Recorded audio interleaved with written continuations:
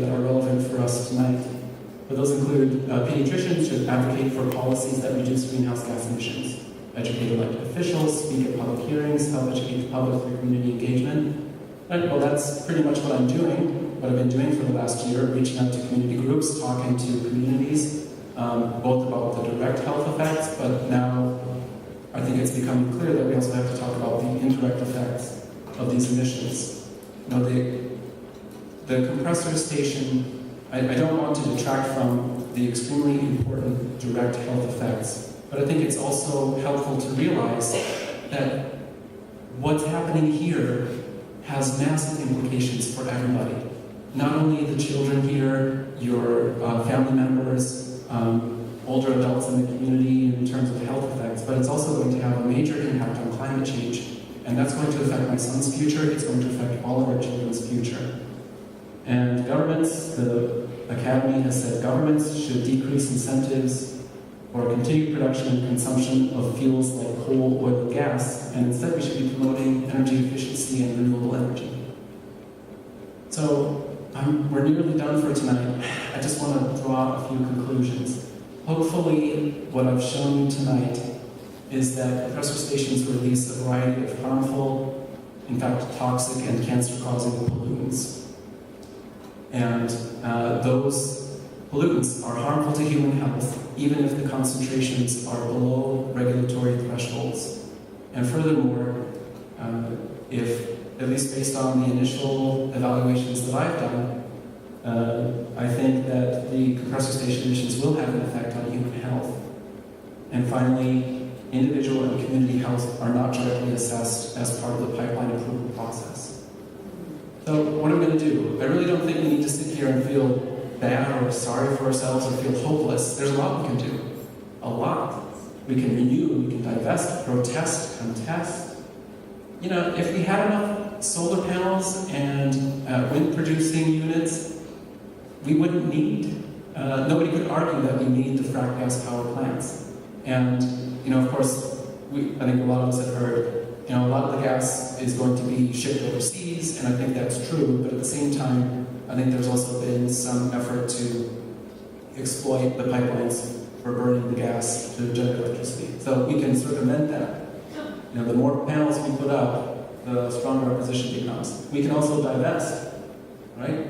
If you have a pension fund, there's a pretty good chance that your retirement fund is actually funding Kinder Morgan. So there's an international movement to divest from fossil fuel industries, and that includes movements by churches, universities, and even state pension funds to remove their holdings from fossil fuel companies.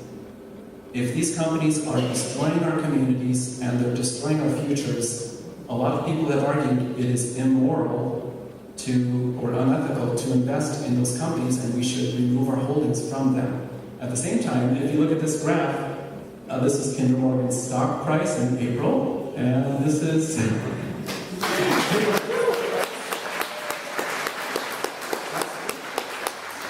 December 11th. All right? So some people have done an analysis. If Massachusetts had divested its state pension fund, it could have saved $500 million before this all went down. They still haven't, but hopefully they're going to, and hopefully we have more divestment coming in the future. And then I think it's also really important to keep putting pressure on our government officials, because this is sort of my personal opinion, I do feel like you can see effects at the level of politics, both local, state, and even federal politics through our efforts at contacting and pressuring our politicians. And I really don't underestimate the importance of this, getting out on the street. This was really fabulous. I wish I could have gone, but congratulations for going out there and taking a stand. Being out on the street and raising your voice puts pressure on all of these other activities, and it's extremely important in making this a movement. It's more than just a single fight, this is a movement. If we are going to do, if you agree with me that this station should not be built, the pipeline should not be built for the protection of our communities, the way to win this is really through a movement. Now, if you don't care about any of this, that's fine, you don't have to do anything. But if you agree with me, these are all the things we can do. There's a lot to do, and there's already been some progress. And so I really encourage you to think about how to get involved if you're not already. And the last thing I'd like to do is thank the people who helped make tonight possible, the Temple Ad Hoc Pipeline Committee, New Switch Pipeline Resistance. I'd also just like to recognize the Municipal Pipeline Coalition for all of their work they're doing. Many others, I mean, there are an incredible number of organizations who are working in New York, Massachusetts, and New Hampshire to stop this, and too many people to mention, even down to the people helping with the audiovisual tonight. And I really appreciate it. And we couldn't have these conversations without everybody's help, so thank you for coming tonight.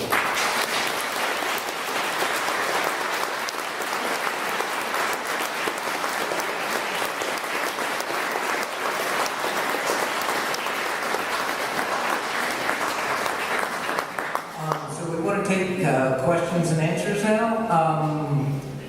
We have a microphone in the center aisle. Chris, is that functional? Okay. I think it'll be easier if people have questions, they put it in the speak at the microphone, because that way it'll all get recorded and everybody will hear. I have a statement. I first saw Kurt in Northfield with Sam and my wife Kathy and John Lexicos and a few other people. And we said, man, we gotta get a hold of this guy. We gotta bring him up here. Then I saw the presentation in Windsor, and it was like way better than the one in Northfield. Then a week or so ago, with the governor, I saw the beginnings of this presentation, and I said, holy mackerel, he's done it again. And you outdone yourself. You're really fantastic. Thank you.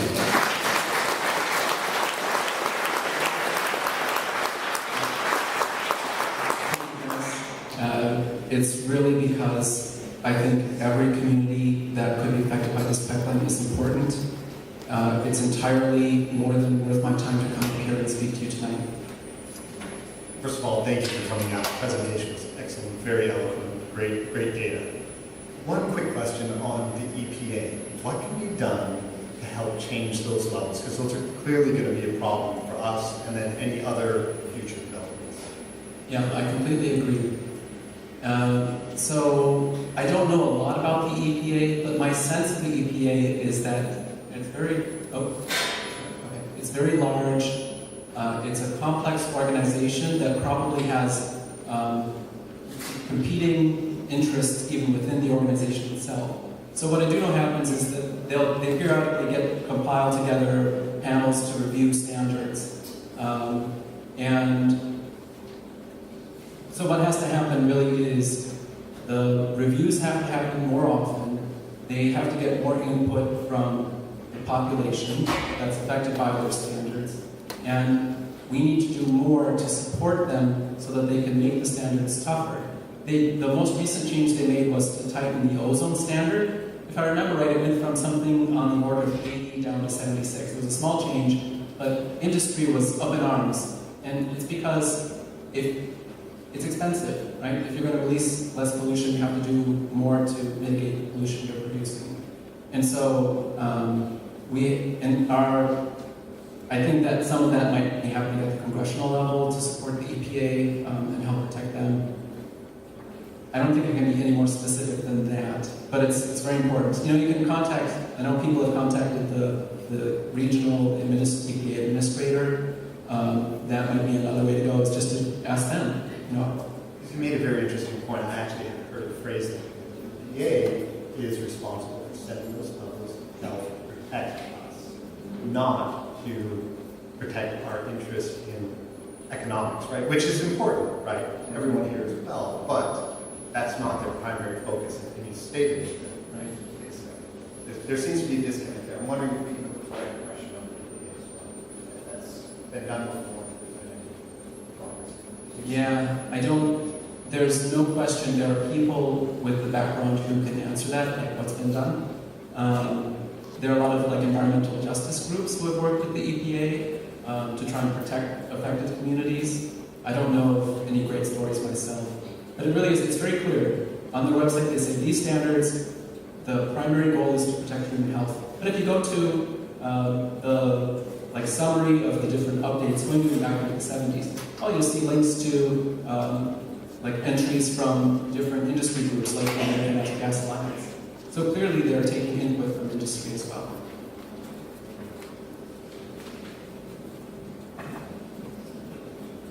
Doctor, there is a bill that may be proposed in the state to require new compressor stations be electric, which would mean that the compressor station would not be burning the methane to drive the turbines. From what I can tell, I would think that would be a very important change to make compressor stations healthier and thus dangerous to us. Could you comment on that? I'd be happy to. Let me first ask another question. Would you rather prevent a heart attack or do a very good job of treating a heart attack? You can't really say one or the other. They're both good, right? You would want to prevent a heart attack, but you would also want to do your best job of preventing one for somebody who had a heart attack. And so my position is that I would prefer to see the major focus being on preventing this, and it's because, as I mentioned, there are huge implications beyond the compressor station itself. I wanted to focus on that tonight because I think it's very important, and I've come out to your community to talk about that. But that's only one part of the puzzle. Climate change is another part of the puzzle. The pipeline would enable fracked gas power plants to be built, and there's no question, these would be built in New Hampshire because you have coal plants that are going to be retiring. There's going to be a need for electricity generation, and that's why the renewable energy focus, the energy efficiency and conservation is really important. So yes, I would rather prevent adverse effects on human health, but I think the best way is if we don't build it. Hello. Is there any similar data concerning metering stations? There is a limited amount of information regarding metering stations. Kinder Morgan did not put any information in their filing, but I've reviewed other filings from Spectra Energy, and they have put data in regarding metering stations. What they have said is metering stations, well, I take that back. They put in data regarding metering stations, but it doesn't match with what I've seen in the Spectra filings. So what they've said is they'll release volatile organic compounds, which is a complex class of chemicals. Some of those are toxic, some cause cancer, many of them are unknown. If we were to look at Kinder Morgan's estimates, the amount might be low. If we look at Spectra Energy, that number is a bit higher. But it really, that's an issue that is hardly, nobody even talks about that. But it's important because some of these metering and regulating stations are being built literally in the middle of neighborhoods, like right now in Boston. So what I think we should do in that case, what we really need are affordable and useful methods for measuring volatile organic compounds near these stations, just like we're trying to measure pollutants near compressor stations.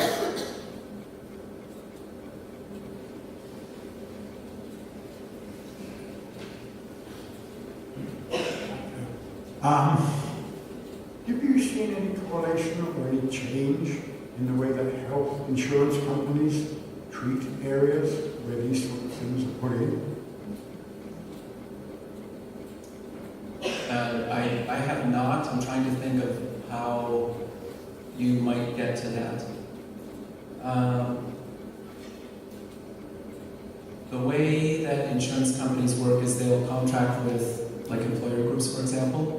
And so it is possible if you are a small business operating in an area with high levels of air pollution, the insurance company might say, well, you're employing a group of people, we'll have to insure them, and you're in a polluted area, so you might charge higher premiums because we know a lot of people are going to be going to the emergency room or whatever. Like, theoretically, that could happen. What I think is more, what I am able to speak to more directly are estimates of healthcare costs associated with air pollution, and there is some research done. There should be a few copies of some materials I've prepared, similar to what we brought to the governor. People have tried to estimate what are the healthcare costs associated with 1 ton of air pollution? Kind of like I did for health outcomes, but now healthcare costs. And those healthcare costs are striking. Using one study that looked at 3 different pollutants from compressor stations, I just did some quick math, and based on the tons per year that Kinder Morgan projects, we might expect to see healthcare costs go by $2 million in this area. Thank you.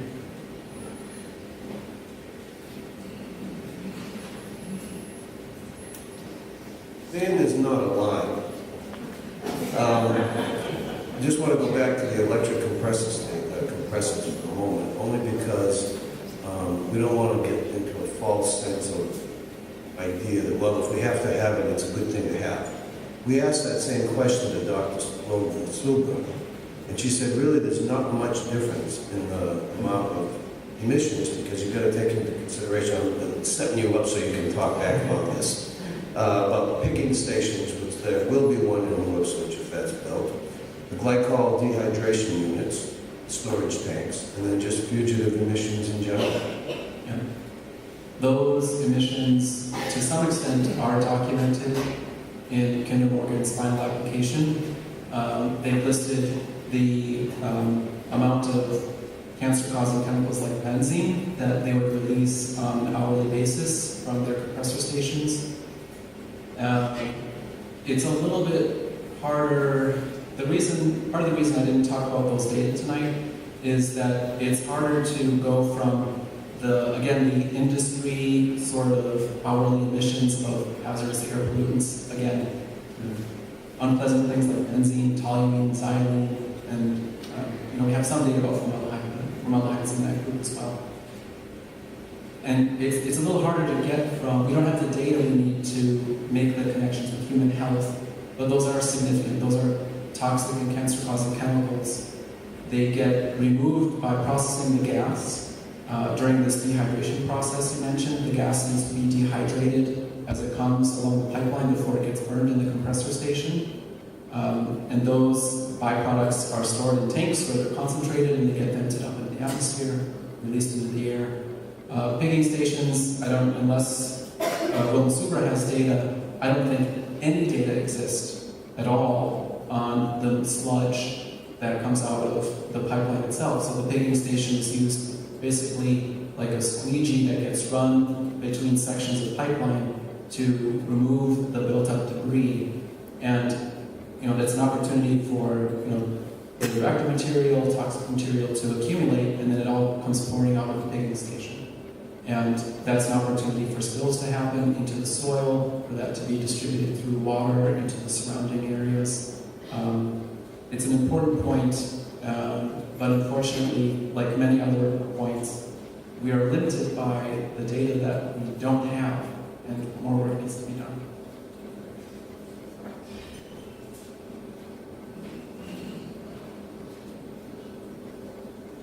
The community of Greenville is roughly about a mile downwind from this in southeasterly direction under prevailing winds. Could you speak to the issue of the increased impact on a community from being in this downwind position? When I spoke about nitrogen dioxide, I used Kinder Morgan's own numbers, this roughly 10-kilometer distance. The reason I used that number is because that's what they provided. And like I said, I'm not a modeling expert, I can't do any better myself, so I went with those numbers. But the issue you bring up is, what you brought up is completely valid. Whether the amount of formaldehyde, particulate matter, nitrogen dioxide, carbon monoxide, the real concentrations on a day-to-day basis will vary based on the prevailing winds. And the reason is that the distribution of pollution from a source depends on wind direction, wind speed, turbulence in the atmosphere, which is often related to time of day and weather conditions. But it's also related to things, and so those are all things that speak to what you brought up. But there's evidence showing that things like nitrogen dioxide can get trapped in low-lying areas during temperature inversions. So I know in Massachusetts and the Berkshires, there are a lot of areas like this where you see fog in low-lying areas, and that's because the warm air is trapped, or the the cold air comes over, warm air gets trapped, and you've got fog down there, but that can also be a place where pollution concentrates. So the numbers I talked about tonight, they're not going to be entirely accurate. And if you're downwind in terms of prevailing winds, you are certainly more likely to receive more of the pollution.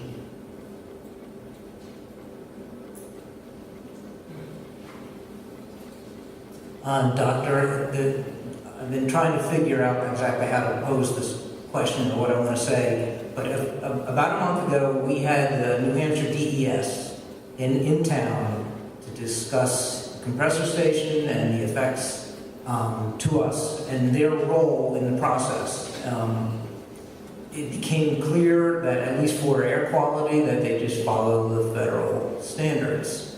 And there was a lot of discussion about their testing. And they made it, the impression I got was that they said we were lucky because their air monitoring station was right over in Peterborough on top of Packman-Adnock, and that a lot of places don't have monitoring as close.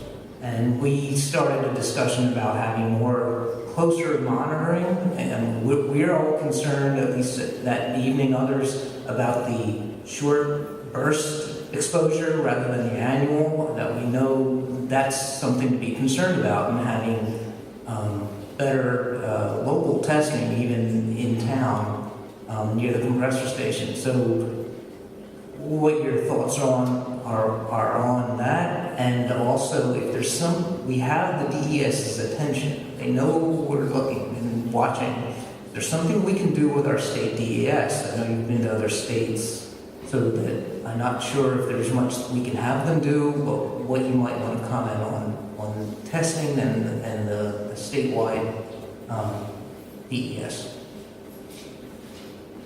Let's start with the imaginary and hypothetical scenario that the project is approved, and once it's approved, it actually goes through and gets built before it's stopped by communities. If that's the case and it actually gets built, what you need to know is both pre-existing air pollution concentrations and post-construction concentrations.